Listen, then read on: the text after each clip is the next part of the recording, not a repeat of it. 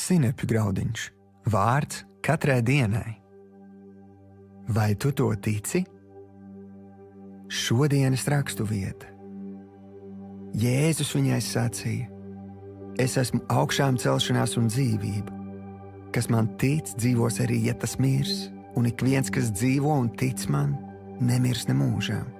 Vai tu to tici? Jāņa evaņģēlijs, 11. nodaļa, 25. pāns.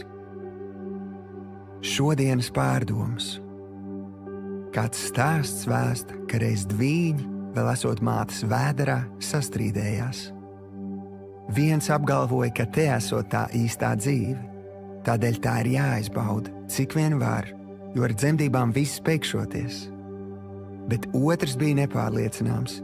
Viņš tikai turpināja gatavoties dzemdībām, jo nojauta, ka pēc tām sāksies kaut kas daudz, daudz labāks.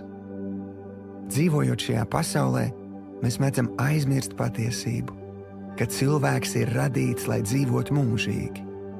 Un šeit uz zemes mēs katrs izdarām svarīgākās izvēles. Vai mūžību pavadīsim šķirti no Dieva degošā ceplī, kur būs raudāšana un zobu trīcēšana, vai mīlošā Tēva valstībā, kur valda mūžīgs miers un patiesas prieks. Šodienas lūkšana. Tēvs, piedod, ka esmu dzīvojis ar nepareizu perspektīvu. Es apņemos katru dienu dzīvot ticībā un sadraudzībā ar Tevi. Paldies, ka māci man redzēt dzīvi Tavā gaismā.